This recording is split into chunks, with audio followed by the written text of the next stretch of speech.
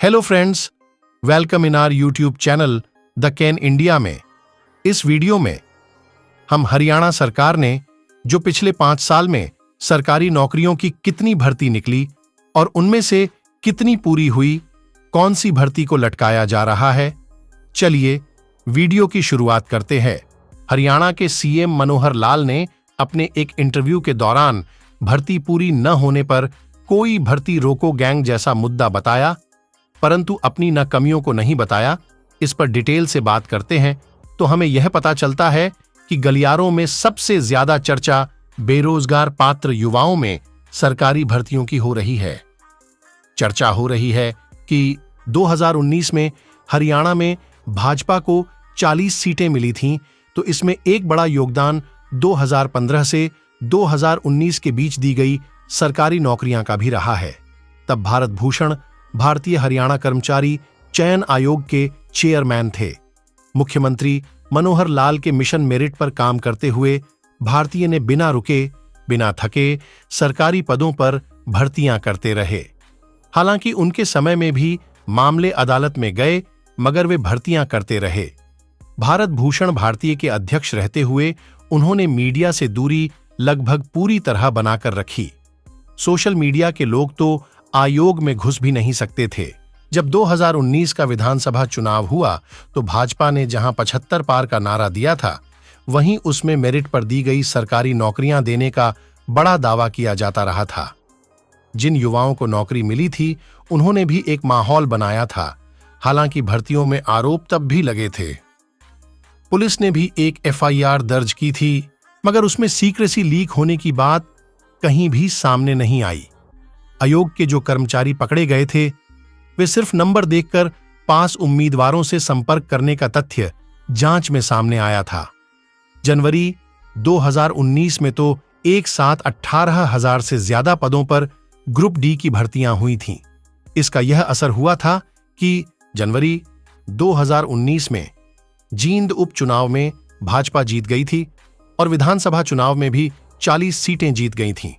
जब भाजपा ने जेजेपी के साथ मिलकर 2019 में गठबंधन सरकार बनाई और मुख्यमंत्री मनोहर लाल ही रहे, तो 2019 से अब तक सरकारी नौकरियों पर भर्ती न होने से युवा उतने ही नाराज हो गए।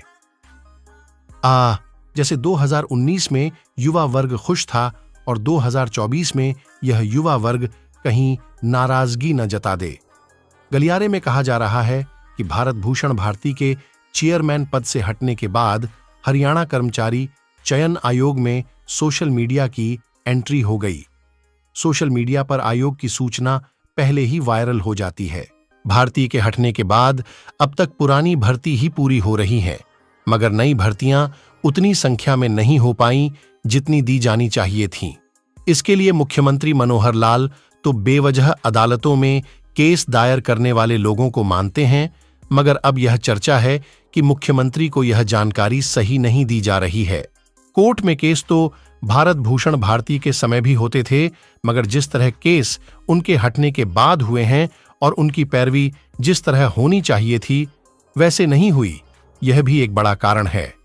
वर्तमान में युवा चर्चा कर रहे हैं कि 2019 के बाद सरकारी भर्तियां न होने का एक बड़ा कारण बार बार बदली जा रही सरकार की नीतियां भी हैं।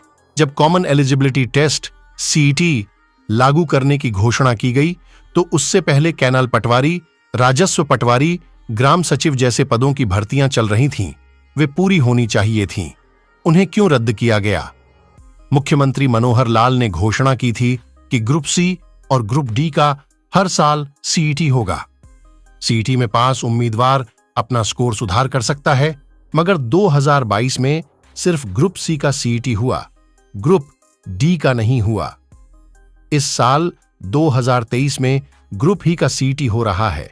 ग्रुप सी के सीईटी की संभावना नजर नहीं आ रही है। गलियारे में कहा जा रहा है कि सीईटी में ऐसी शर्तें लगाई हुई हैं जिससे भर्तियों पर असर पड़ा है। अभी तक सीईटी से जुड़ी ग्रुप सी की एक भी भर्ती पूरी नहीं हो पाई है। अगर सीईटी में संशोधन नहीं किया जाएगा तो भविष्य में भी मामले अदालत में जाते रहेंगे। अगर वर्ष 2022 के सीईटी रिजल्ट के आधार पर ग्रुप सी की 32,000 सरकारी भर्तियां अविलंब पूरी हो जाती हैं तो इससे सरकार के खिलाफ बना माहौल कुछ हद तक ठीक हो सकता है। सरकार को सीईटी में जो संशोधन करना है उसे कर दे। चूंकि संशोधन के बाद होने वाले सीईटी के आधार पर तो नई भर्तियां होंगी और पुराने सीईटी के आधार पर पुरानी भर्तियां होंगी, इसलिए अगले 1 साल में अगर 2 लाख से ज्यादा रिक्त पड़े सरकारी पदों पर भर्तियां हो गई तो युवाओं में सरकार के खिलाफ जो माहौल बना है वह बहुत हद तक समाप्त हो सकता है। टीजीटी के उम्मीदवार कह रहे हैं कि उनकी भर्ती तो सीईटी के बगैर थी, फिर उनका रिजल्ट क्यों जारी नहीं किया गया? आयोग ने क्यों सही तथ्य अदालत में नहीं बताए? स्कूल शिक्षा विभाग ने क्यों पैरवी नहीं की? इसी तरह ग्रुप सी के 32,000 पदों की भर्ती पूरी करने के लिए सामाजिक आर्थिक मानदंड के अंक देने से पहले वेरिफिकेशन क्यों नहीं कराई? अब पूछा जा रहा है कि क्या अदालत में उम्मीदवारों की तरफ से अपने हक के लिए केस नहीं किया जा सकता? सरकार के पास इतना बड़ा तंत्र होता है तो अदालत में वह तंत्र क्यों सक्रिय नहीं हो पाता?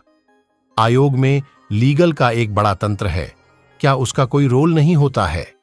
गलियारे में कहा जा रहा है कि मुख्यमंत्री मनोहर लाल यह भी जांच कराएं कि आखिर ये भर्तियां क्यों फंसी हुई हैं। अकेले यह कह देना कि भर्ती रोको गैंग अदालत में जाकर स्टे ले आता है, सही नहीं होगा। कुछ उम्मीदवारों का कहना है कि इस देरी के लिए जवाबदेही तय करनी चाहिए। अदालत में जाने का हक सभी को है और किसी को रोका नहीं जा सकता, आगे भी नहीं रोका जा सकेगा। सरकार और HSSC अपना तंत्र मजबूत करे। यदि यह जानकारी आपको पसंद आई हो तो इसे अपने दोस्तों में शेयर जरूर करें और अधिक जानकारी के लिए हमारे YouTube चैनल को सब्सक्राइब करें।